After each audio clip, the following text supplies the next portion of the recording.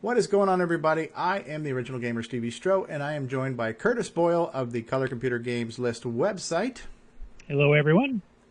And we are going to call this our final for now, but there are still more to review. But this is the final one we're going to do for this time of Defender-inspired games for the Color Computer. And in this entry here, this is Starblaze, also by Greg Zumwalt, who we earlier reviewed Offender. And I'm looking on your website here, and I encourage everybody to check out Curtis's Color Computer Games List. I'll put a link in the description. But it's saying this is the second Defender-based clone that Greg Zumwalt did. His first was Offender. This version is a bit different as it adds some elements that didn't exist in either Offender or Defender. There is both refueling and repair stations and other things to keep track of for your ship, like fuel, torpedoes, shields, and radar. There is a galaxy map as well as a radar map, and a total of 64 sectors of space that you have to go through, and you can actually win the game. That is actually pretty cool. A lot of thought went into that. And this was sold and released by Radio Shack. As a cartridge, yes, it was. Very, very cool. So, yeah, let's take a look. Anything else you want to add to that before I embarrass myself on playing this? No, it actually had quite a few innovations in it. It defended almost an entire new level. There's no humans to rescue per se, but you got the aliens to shoot, and then you got to keep track of your shots. If you run out of shots, you can't shoot. If your shields go down, you're going to get destroyed. And you have to work between different parts to find your fueling stations and your repair stations to get your ship back up to snuff. Gotcha. So it kind of introduced resource management in a sense, like a wing commander type thing. Like the advanced modes of Project Nebula. Okay. Which, by the way, reminds me, I need to redo that one. I might want you to co-host me on that one, too, because I had no idea what I was doing when I recorded that one. So, it's basically Star Raiders, if you're familiar with the Atari. Yes. Not exactly, but I do want to play that game properly. But we're getting off topic there. So I'm going to choose level 1. I do notice that there's animation. So my ship has got like animated, little stripies on the side here and flames coming out of the back. As you were mentioning earlier, the multi-plane scrolling on the background. That's neat. Sector clear, I see on the screen. Yep.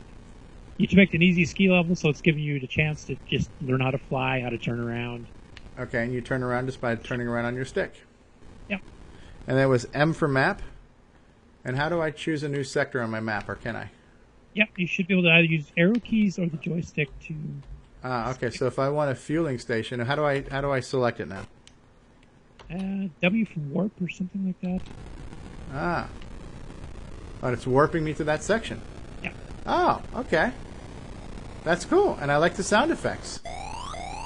Ooh, aliens. And I just got crashed. And your shields are already gone, so... Yeah. Okay, so I just took care... Okay, so now I see the bad guys on the map.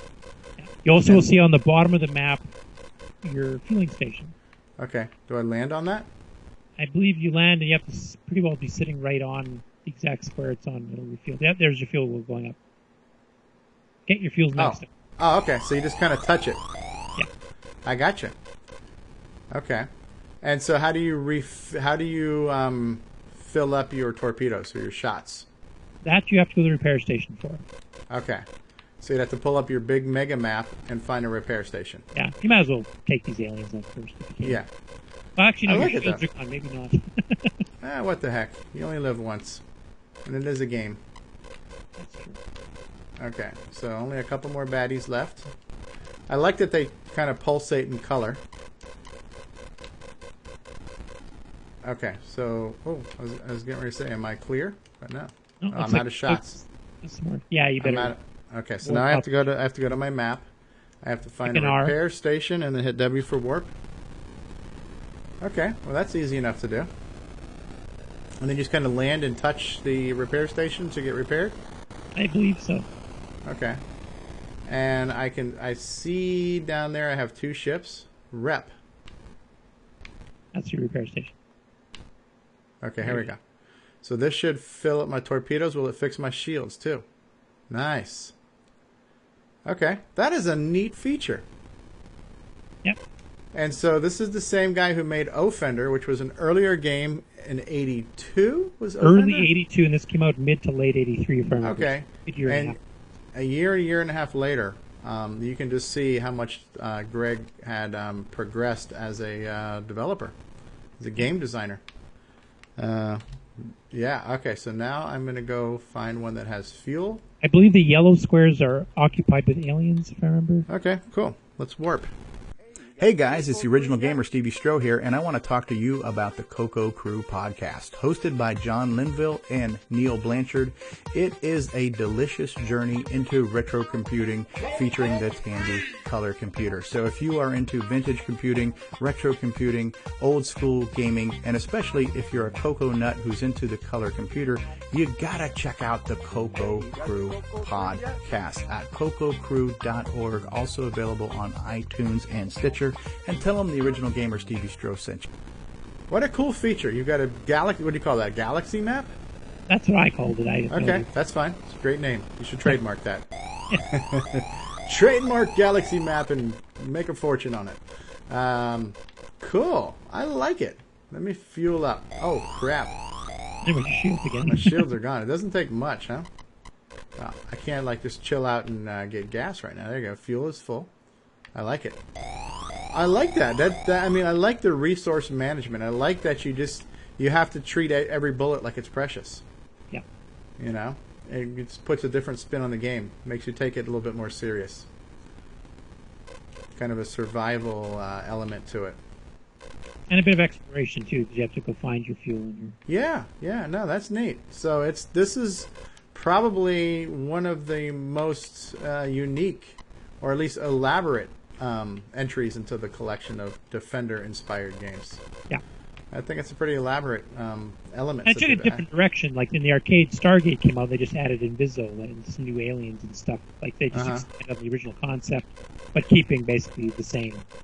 Right. With a few tweaks. And this actually takes it into a whole different style of game. You have to play differently, knowing you're going to run out of shots. Yeah. Knowing that you have to get your shields. Knowing that you're going to eventually run out of fuel and you have to get over there to refuel. So. And I imagine if you run out of fuel, you're kind of screwed, right? You can't move anymore. Yeah, pretty much. That or you really slow down. I honestly can't remember. It's been quite a while since I played it. So. It's neat, though. It's neat. And what I do like is that because the spaceships are kind of color cycling, that everything we were talking about before, how sometimes you can't necessarily see red on blue, especially if you're in a black and white television. This bad solves move, that. By the way. Yeah, bad move, by the way. Yes. This solves that problem. So the fact that they kept cycling through colors means you would see them at some point. Yeah, and your ship changes color depending on the background it's in front. So it's red. Yeah, I wonder if that's just how they masked it, using an ore or something like that, or. Well, they did that for high contrast. You could see. You wouldn't. Okay. Like you're saying, you wouldn't lose your ship. Right. True. So how about? So you can't be on half. You can't be in the middle. You're either in the top half or the bottom half. You can't ride the line. I wanted to see if I could see my ship in two different colors. Just the OCD in me wanted to know. Not even the tail fin you can't? No, it's it's not letting me do it. Or maybe it is. Maybe you can see it on the green there. Yeah. So I think they're doing like an ore or something is how they get the colors to change like that. That's neat though. That's neat. I do like the kind of the gopher hills in the background there. Those are neat.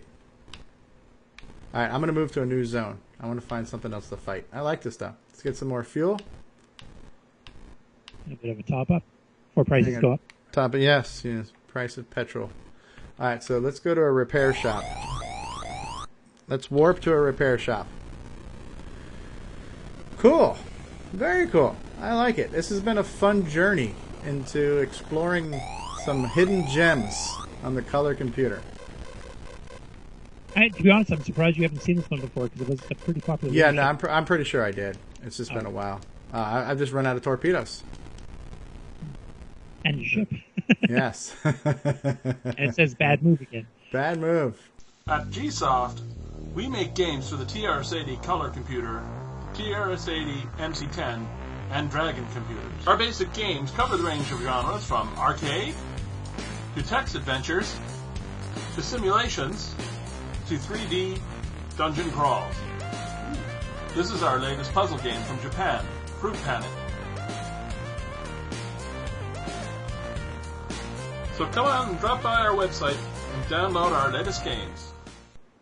Note to self, don't let that happen. So now I don't need to prepare because I'm a brand new ship.